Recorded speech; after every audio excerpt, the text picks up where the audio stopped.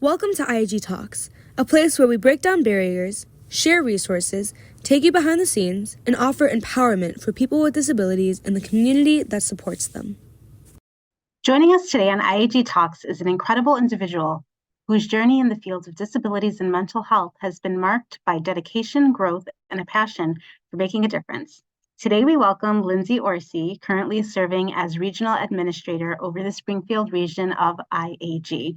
Lindsay's professional journey began back in November 2003 when she started working as a direct support professional, DSP, while still in college. Over the years, Lindsay's commitment and capabilities led to her rapid promotion to house manager. As she pursued graduate studies at NIU, her journey took an exciting turn, where she was able to work as a case manager for deaf and blind adults. Following 7 impactful years, Lindsay brought her expertise to the Leadership Training Institute, working with kinship families, incarcerated individuals, and the re-entry population. She is armed with a BS Communicative Disorders from NIU, an MA in Deafness Rehabilitation Counseling, also from NIU, a Certificate of Advanced Studies in Mental Health Counseling. She is also a certified rehabilitation counselor and licensed professional counselor. Lindsay's story comes full circle as she returned to IAG in 2020 as the regional director before again being promoted to regional administrator. Her decision to return was fueled by a sense of family and belonging at IAG, and she now spearheads the SSH, SCILA, and CIS programs. In this episode, we'll explore crisis intervention and how it's really not unique to individuals with disabilities. All right, today we have Regional Administrator for Springfield, Lindsay Orsi. I'm so excited to be talking to you today. Thank you so much for your time. Well, thanks for having me. Yeah, can you tell us a little bit about what you do and the programs that you run? Sure, I wear very many hats. So here in Springfield, I oversee the day-to-day operations for our community integrated living arrangements, or otherwise known as SCILAs, and the community integrated services, as some might know them as day programming, and our short-term stabilization homes program, also short known for SSH, which I'm sure I'll use that lingo later as we get talking. So I want to make sure that all those programs are running the way they should, the quality of care is being given, providing support to the staff and the leadership team that we're working with, and just all around, operating, providing the best life that we can give for individuals and empowering to live their best lives. Amazing. So let's just dive into them to expand in case somebody might not know what they are. So going into SCILA, the community integrated living, can you tell us about what that looks like? Are these houses throughout Springfield? I mean, are they houses throughout different communities? And what does that look like for people that live there? Oh, sure. So for an individual advocacy group, we have houses all throughout different communities. In my region, my houses are all in the Springfield area. So they are homes that you've probably driven by and have no idea that they even exist, because we feel very strongly that we're not going to have any signage on our vans and our doors, etc. We want to be the best looking houses in the neighborhood. And it's just homes like you and I live in. That is their homes. They're on the leases. This is their place. We are a guest in their home. And so we really work hard with the staff to help them understand that, and that we are just there to help them be able to live their best lives within the community, within their very own home. Absolutely. That's so beautiful. And I think one of the nice things that IAG does that really truly sets them apart from different agencies is they really ensure that everyone has their own space. So nobody's sharing bedrooms. And it really becomes a sanctuary, just like our homes are for us, which is beautiful. When you talk about staff being in the SCILA, what are the types of things that staff would help individuals or people living with disabilities with in their homes? It could be anything from giving them verbal prompts and a lot of verbal praise. Like if they're independent and somebody just needs a, hey, let's go get in the shower. It's time to get in the shower, so we're smelling all good for today. Or let's brush our teeth to get all that grime off there. for someone who's super independent, as opposed to different types of supports that we might be giving for someone who needs a lot more hand over hand. So helping them get out of bed, helping them in the shower, helping them understand that, I need to wash here, and okay, let's now wash here, and doing a lot of that through role plays and modeling for them, helping them cooking. They might be totally dependent on staff to make those meals for them, and we want to make sure that they're healthy meals and following different dietary needs they have. So the supports range from a lot of that total support that staff will be providing them to someone who's fairly independent and just needs a lot of coaching and verbal praise to make sure that they're doing the job well. Awesome. And what about the K program, the community integrated services? Is that the right wording for it? So then the day program, we want to do a lot of community integration. Here at IAG, we feel very strongly about that. We want a without walls program. And so they're in the community all the time doing activities that are helping them not only grow on a professional or on a personal development level, but also fun. We want to, just like us, we want to go to work, right? And we want to like where we work. We want to have fun where we work. So it's the same concept for the individuals that we support. So they could go to places like museums. They're creating all sorts of really cool artwork that we display here, even in our own building. They are bowling to the YMCA. Like, we want to get them out and about doing all sorts of different things, but also having it very person-centered. So, for example, if somebody really, really loves animals, and having a dog come in is going to really help boost up your morale and boost up how you're feeling today. We have a companion dog that comes in from time to time. So we try to keep it exciting and fun, because, again, remember, they live in Springfield. And so we get to know Springfield really, really well. And so it's always having to be creative and coming up with some new ideas that's new and exciting for everyone at the same time. I love that. And I've been fortunate enough to visit quite a few of the day sites, the buildings that offer activities that IAG, runs. And some of the things when I went to Springfield that stuck out to me was woodworking. I thought that was so cool. Self-entrepreneurship. So being able to teach people the skills to be able to run their own types of business, as well as in games and just things to keep the mind working, the body active. You guys do a wonderful job. Can you share with us a little bit about the Snack Shack? Yes. So we had two individuals who very much wanted to run their own business. And so they developed a Snack Shack that is back in the day programming area in the lobby setting, that they run. And they have individuals come in from their homes every morning, or just the individuals that are coming from day programming, as well as the staff that come in. You can get hot chocolate, coffee, soda, and they always have it stocked with different types of snacks back there. And they take a lot of pride for this. They love those paychecks, of course, on paydays, but they definitely take a lot of pride in, putting smiles on their faces and having people come in and really just enjoy having an area where they can, see their friends and hang out, and that this is something that they developed and that they wanted very badly. So that's awesome that they were able to put that into development, make it happen. That's beautiful, and it shows the autonomy of how individualized things are that you're able to do, from supporting somebody starting their own business, or going out in the community, or saying, I want to visit the animal shelter. And so I think that you do a fantastic job. The last thing that the last program that I wanted to kind of unpack was the short-term stabilization homes, also known as SSH. So can you just tell us a little bit about that program and what the process looks like? Right. So that's actually a program that's near and dear to my heart. It's a puzzle, and I'll explain what I mean by that. So it is a program that was designed because what was happening is that a lot of individuals living in a silo home, or even in their caregiver's home, are struggling.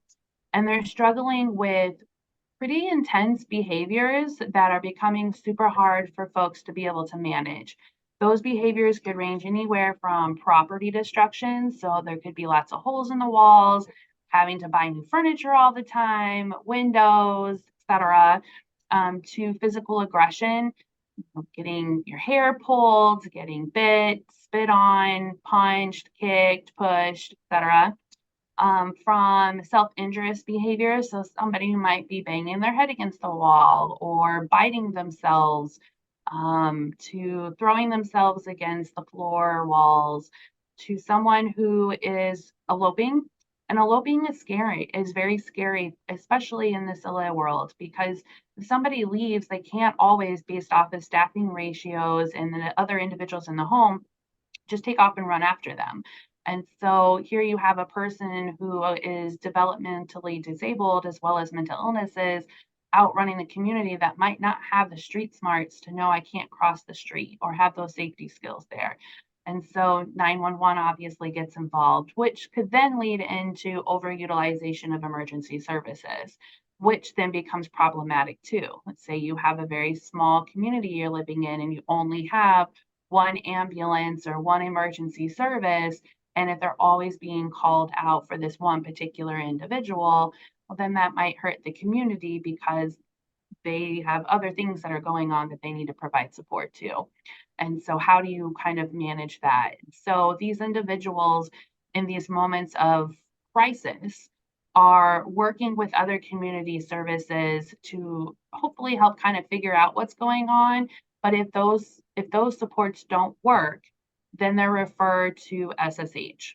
And the state takes a look at that. They see who is going to be a good fit for the program.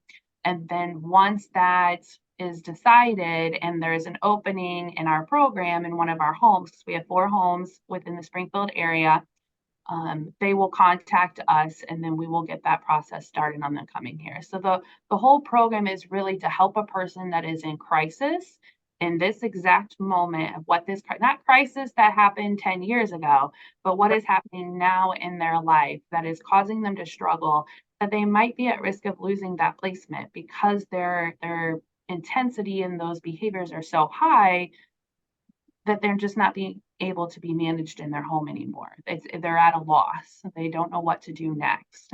They don't have the tools or the resources to be able to move forward to keep them successfully in their home in a least restrictive environment. And so that's why they come to us, so we can help figure out all that. What is the expectation, and is there a time frame, like for as long, like they could stay for X amount of time? And then what is the expectation on leaving? Do they have to show behavioral change in order to be like to graduate from the program, or is it timed out? What does that look like?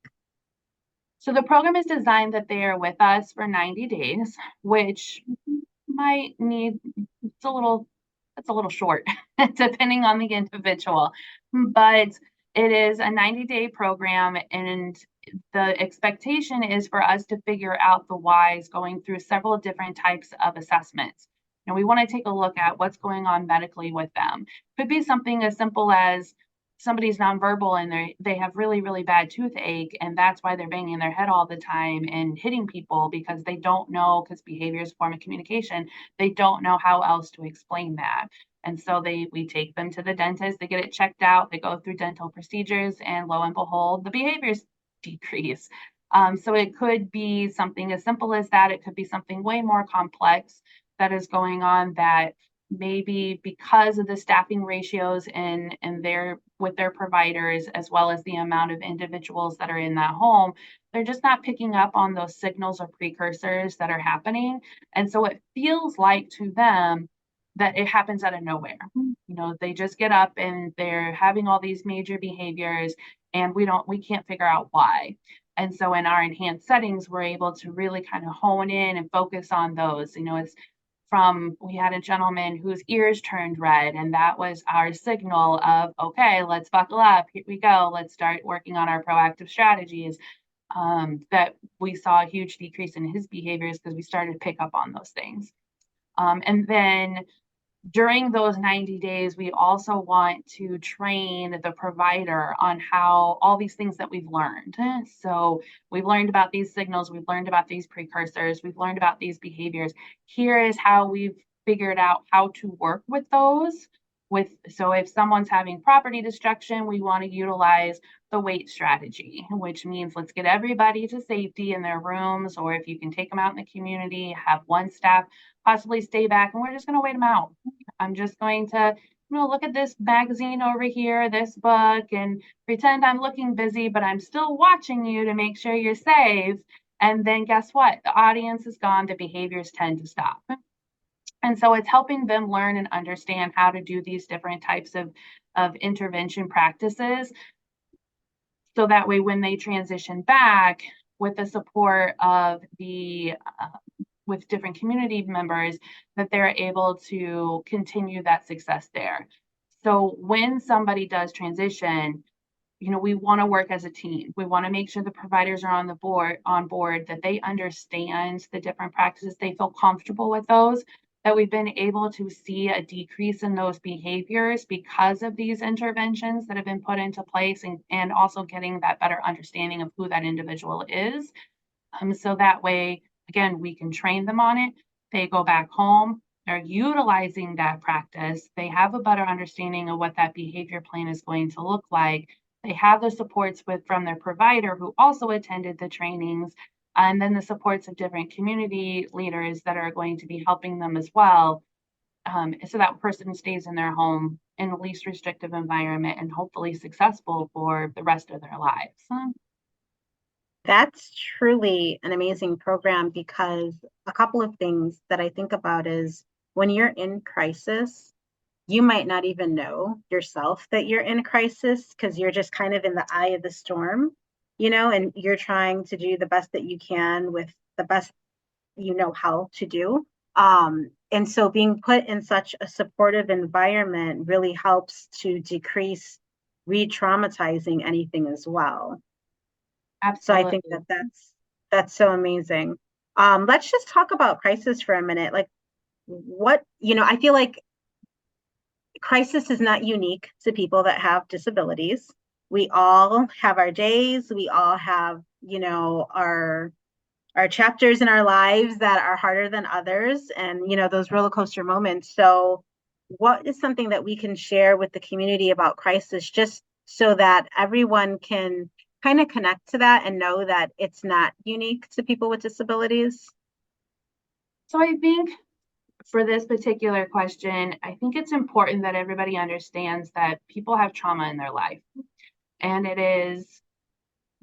there is no degree of trauma that means that what your severity of crisis is going to be. And so what I mean by that is, if somebody was born with fetal alcohol syndrome and was adopted at a very young age, versus somebody who, and that's all the trauma, quote unquote, they might have had in their life, versus somebody who has, been in the foster care system, moved around a lot, has experienced abuse and neglect, has moved into a state-operated facility, and then came out into a SILA, and then was moved to several different civil homes. So there's a lot of different trauma that it can occur for somebody.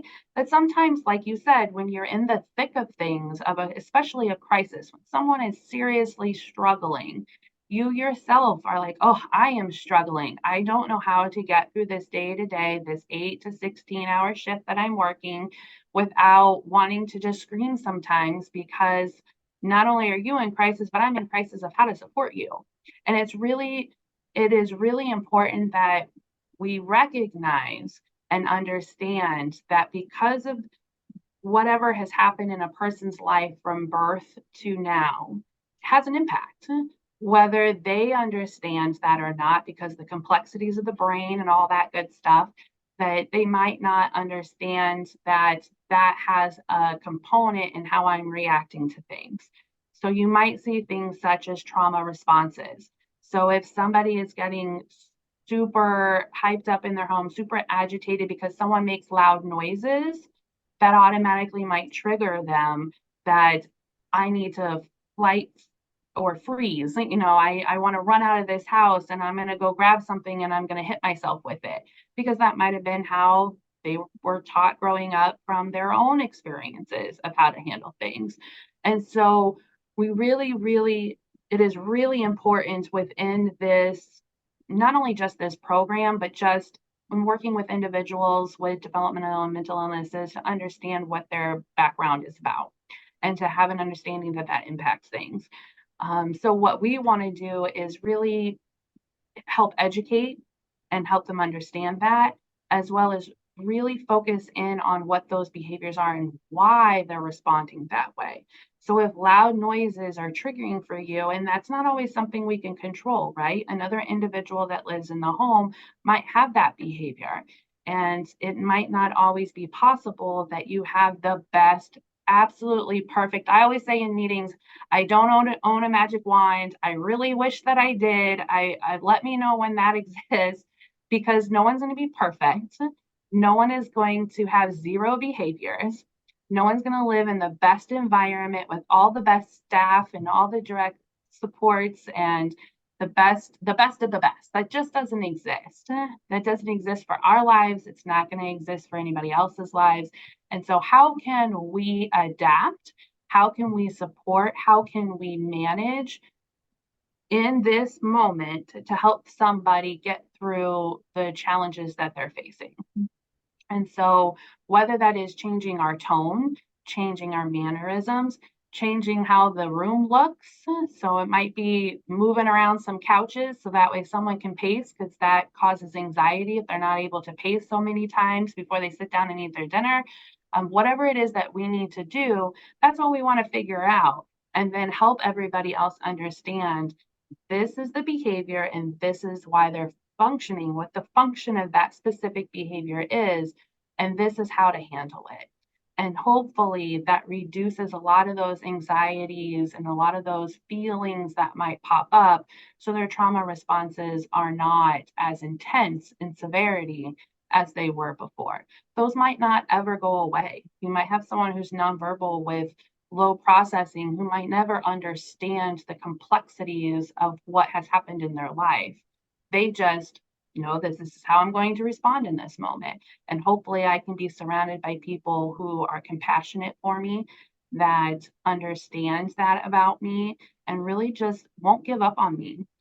So I just want to add a caveat of staff buy-in. The direct support professionals are the key to make the lives of individuals be the best that they can. If this is not a job where it is a 9 to 5, I'm just here for the paycheck kind of thing, working within not only just the SSH homes, but in the SILA homes too, you really have to be someone who believes that I'm here to help and I want to help you. I understand that if you pull my hair out, that's because you're mad at me. You're mad, and that's the only way you know. But let me help teach you a different way. Maybe you can show me a picture, or maybe you can get a pillow and scream in it, or whatever it is that works for that individual. But staff buy-in, those direct support professional buy-ins, are what is so key in anybody's success for not only stabilization, but just living their best lives in this world, in this society that we're in today. I don't know if that answered all of your question. Yeah, no, that was great. And I think you brought up a really good point, that behavior is separate from a person, and being able to be objective and identify that and not take it personal is definitely one of the key things of being in this field, period. Because the majority of the time it is not about you. Right. And you have no idea, that's why we're all working as a team to try to figure it out, because it could be something from the past. It can be something, like you said, moving the furniture that somebody might have overlooked and not thought about. And so they're communicating it in a way that, is challenging, but together as a team, that's the best way to figure it out. How do you support your staff, because you run so many different types of programs? How do you empower them through compassion fatigue? Because I think being in the field, that's definitely one of the hardest things, is that you fall in love with the people that you are supporting, and they almost become family. And so you want to see them do, willing to put in the extra hours, you're going the extra mile, but how do you also balance that amount of burnout? And that's always a hard one because I mean it's from all different levels you feel that compassion fatigue and or that burnout that occurs within this field all too often. And so we really just want to wrap ourselves around not only the individuals but also the staff and the direct support professionals and helping them to understand that we're here if you need to vent, if you need to cry, I've had people cry, if you need to just have someone be an ear to help support you, we're here to help you with that. We understand how hard this is. We also want to provide you with different types of services. We want to have a behavior analyst in the home that can help you understand the behaviors that are going on and show you different techniques to make it easier. Because sometimes, as best as our DSPs are, we all make mistakes, and sometimes the work gets harder, and we can show you a different technique that can make it easier, and everyone can take a little bit of a breath, because that definitely showed a decrease in those behaviors that were a challenge last week, but are better today. We want to provide them support through having clinical directors involved who are really taking a look and focusing on all that medical therapeutic levels programming, making sure it's person-centered and that we're really focused in on making the quality of care that is provided top notch. But they're also there to help support the staff. If staff aren't understanding a diagnosis, for example, if someone is bipolar and they might have schizophrenia, it is so hard to remember those types of things when you're working in the home day in and day out to know that, oh, he's doing that because of his schizophrenia. He's having hallucinations, not because he's having all these behaviors and just needs to go in his room and vent. And he sounds like he's talking to several different people. No, that is because of his diet, his mental illness that he is having. And so wanting to make sure that we're really providing them a lot of support, a lot of education, and not only that, just being a lending ear for them. So if they need to talk, if they need time off, if they need a break, if they need to switch houses to a different house so they can get a little break from what's going on in their house, and we try to offer them whatever we can to help support them in those moments. Yeah, that's wonderful. Going back to SILA and SSH and the types of programs that you offer, what are ways that communities can support, show compassion? What would be a good way for neighbors to be more open and receptive, and be willing to be more inclusive without being scared to get involved? Like, what would be some tips you would say? Oh, that's always a tough question.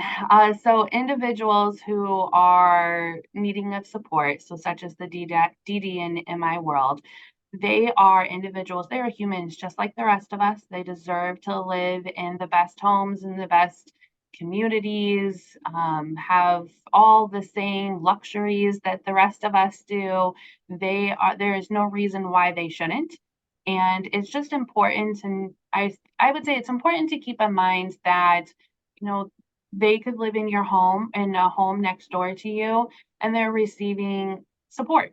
And so that might be extra cars in the driveway. And that might be somebody coming out and screaming because that's how they're coping. It might be that they pace around the house. It might be that there's police involvement. And, we really had a lot of buy-in from our local authorities here that understand who we are and that they work with us as part of the team and knowing these individuals and how to best support them. So there isn't like a escalation in those target behaviors that are occurring. So it's just, I would say it's super important for the community just to be open-minded, be accepting of the individuals. They're not going to bring the value of your area down. They want to add to it. We want to be the nicest houses on the block. We volunteer, we are in the community, we do everything that we can to help support them. And they just want to live their best lives. They want to be a part of your society. So just be open to that. Absolutely. And I happen to live in an area where I have a solo home across the street from me. And it is so nice to see them. I mean, now it's cold and it's winter, but like in the summer, sitting outside, always smiling, always just excited to engage with anyone walking by. And I think, as humans, we all want to feel connected in some way. So being able to extend that to make sure that they also feel included is so important, because a good morning instead of walking past means the world to somebody. Right. Like Right. it truly does. I love how you talked about the police department. Was that something, did you work with the police department to better understand the people that we support and to offer some of those trainings so that it's more of a team? Because I think sometimes when people think of team, they think of interagency versus Right. involving the community. And so I appreciate you bringing that up. Yeah, and so we worked really hard on building a rapport with our local authorities, not only just them, but the hospital as well. And so wanting them to understand who we are and what we do and what our mission is, as well as, letting them know if this is someone's forever home, so it's one of the Scylla homes, here's the behaviors that they might struggle with. And so if they elope and we give you a call, it's probably pretty serious. Otherwise, we would try and, work with the individual ourselves. If it is one of our SSH homes, they understand, they know our programs. They know every 90 days somebody new is going to be coming in that needs our support and services. And so if, like you say, they get the first call, either whether it's from us or an individual is calling because that's one of their behaviors we're working on, they'll let us know right away, like, okay, this guy, let me know if you have any problems, call me directly. That came from one of the sheriffs, and I will be out here to help you. It could be something from, do you need me to give him a stern talk about the importance of not calling 911 because you weren't able to get a soda out of the fridge? Or do you feel like he needs to go in for a psychological evaluation because you're just noticing things aren't going right and there needs to be something else that's explored? And so it's just really building up those relationships with them, and then also with the hospitals, the local hospitals, that they understand, here's the behaviors that are occurring when they do this, don't do that. If they are not someone who handles touch, please don't touch them because that's going to increase the behaviors. So we really want to be an advocate for the individuals and, again, work together with our community so they understand we don't want anybody getting hurt. We're here to help. And here's a better understanding of how to help particular individuals that are living in these homes. Yeah, that's amazing, because I know that the number of people hurt in the community when it comes to law enforcement has gone up because of lack of education when it comes around disability. So the fact that you're making sure to build those alliances are so important, and so grateful for you. So I just wanted to highlight a couple things that you mentioned. Behaviors are not unique to behavior. We all have behavior. And challenging behavior, crisis behavior is not unique solely to people that have a disability. It's something that we all go through. Being open and inclusive to the people that live in your neighborhood, and knowing that they're going out of their ways to integrate, within the community, and they want to be a part. And I love that there's no signage and there's no, beware or be mindful of us. And it's like, no, like we're all human, like just treat everybody with respect and dignity. So thank you for bringing that up and going over the programs that you run. You do so much. Yes. So I'm so grateful to have, this chunk of your time. I know that you're really busy. Is there anything that I missed or anything else that you would like to share with us today? I would just, I think that final piece that you just mentioned is so important to keep in mind, is that we're all human and they're humans also, and they're going to make mistakes. Their mistakes or their challenges might seem more significant, more severe, but there's a reason for it. And so if we all just take a deep breath and remember that there are reasons for that, there is a function to the behavior that is occurring, and have the patience and the time to really look at that and don't hesitate to reach out to different types of resources to get those supports. you know, it's beautiful when everybody works together as a team and wants to help each other and is that family type dynamic, whether it's with the agency that is providing the services through IAG, through the states. We all have the common goal of wanting the best for each of these individuals, and let's work together to make that outcome, because they deserve the best, quite honestly, just like the rest of us. And it's important to remember that I have a behavior, you have a behavior, the way the behaviors look like are very, very different, but let's take that time to really explore why that behavior is occurring. And so then we can help that individual who might be in pain or not knowing how to express it. Yes, I love that. Well, thank you so much for your time, Lindsay. I know No that problem. everyone's going to get so much from this episode. Thank you for all you do, and we will look forward to talking to you again in the future. Sounds great. Thank you, Nadine. Thanks.